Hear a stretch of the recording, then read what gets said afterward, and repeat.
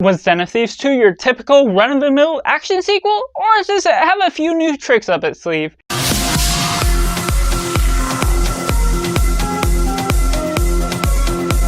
Hello and welcome to Cinema, where we focus on a film. I'm Josh, this is Simply Cinema. Let me know down in the comments below what you thought of Den of Thieves 2. Was it good, was it bad, or somewhere right in the middle? Or if you're waiting for this review to decide if you're going to see it or not, make sure to like this video if you enjoy it, subscribe if you haven't already to join the film culture community where we talk about a lot of cinema as a whole.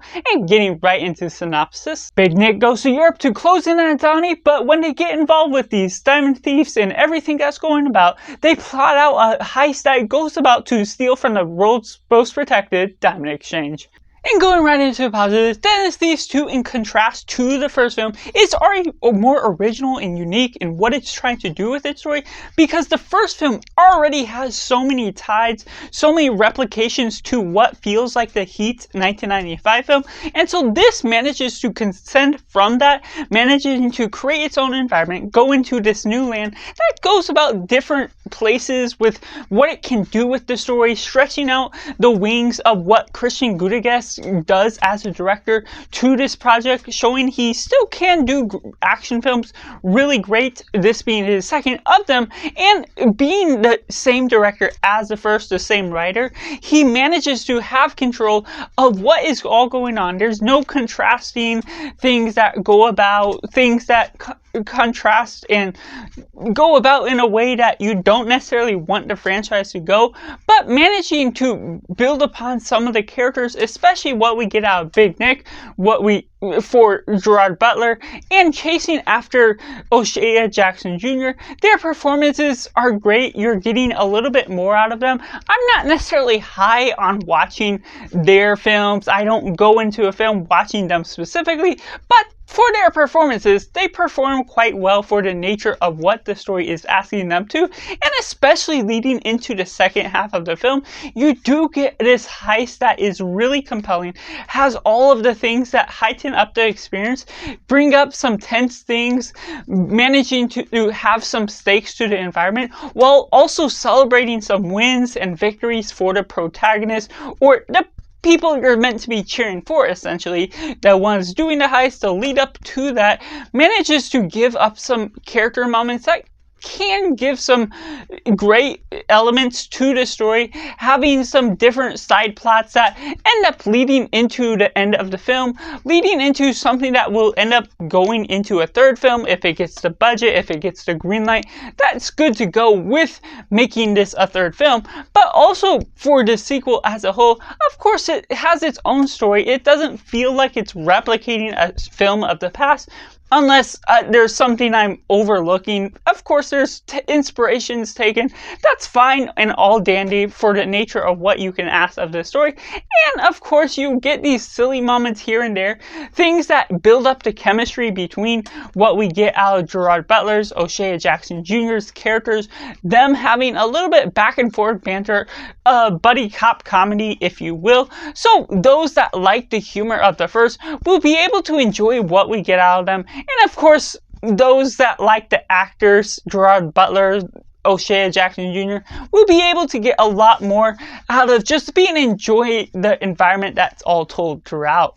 And that leads me into the mixed elements, to which I have to say there's some moments here and there that can be amiss. It feels prolonged with the duration of the film. Doesn't necessarily feel like it needs to be nearly 2.5 hours like it is.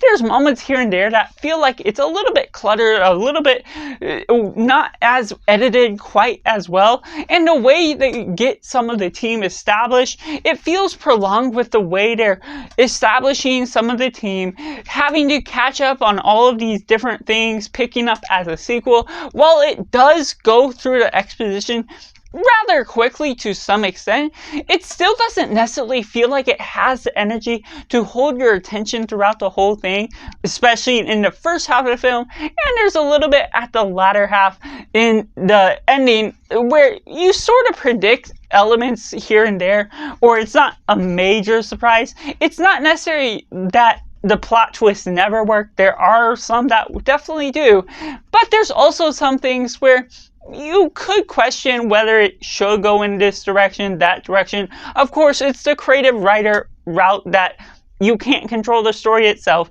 But so the management of what all is going on can be a hit or miss for some people, especially going into the department of comedy. You're not always gonna be attached to this style, depending on what sort of style you are into and how you feel about the first half as a whole. Managing to tackle all these elements that really builds up the story, beefs it up in a prolonged manner that doesn't necessarily feel rushed in a way that maybe should be a little bit more. Which takes me into the negatives, to which I have to say there's a third party part of this film where you get this team member and this other team where, because Oshea Jackson Jr.'s character does this one thing, it introduces this third party that's not part of Gerard Butler's police force. It's not part of the new team that's being introduced, but they're an outside enforcement that's essential to the story to some extent because they become a lot more important later on. There's this side plot that happens in the first half that manages to hold your attention in some extent, but at the same time it's very distracting. Like I said, it feels like it's prolonging what we're all wanting to get into, while it ultimately leads into a second half that's great. Everything that beefs up the story in the first half feels like you're having to catch up on all of these different elements, getting to know all the new characters in a way that we don't always stick to them because there's a third party that doesn't become very essential to the end. So it's almost a deus ex machina moment where they show up at the last minute, and while it can make sense, what all is the resolvement for this plot, different twists that do work effectively. There's also the side where you're having to have that element, that subplot, inserted into the second film in order to say, hey, we got a third film coming. We got to introduce these guys, have an attachment, rather than somehow introduce them at the end and be able to have that as a tease, rather than sort of building up, beefing up the storyline, beefing up the duration of the film. That doesn't necessarily entice me, doesn't thrill my interest of what all is going on, because I'm not necessarily huge into Gerard Butler's films. Other things where I'm not as familiar, haven't watched as much of his plot, and so while there's some films I still need to see, maybe in order to get me familiarized with his acting, other things that go about along the way, it doesn't necessarily feel like an action film that has the right energy or the right thrills in the particular first act of this film.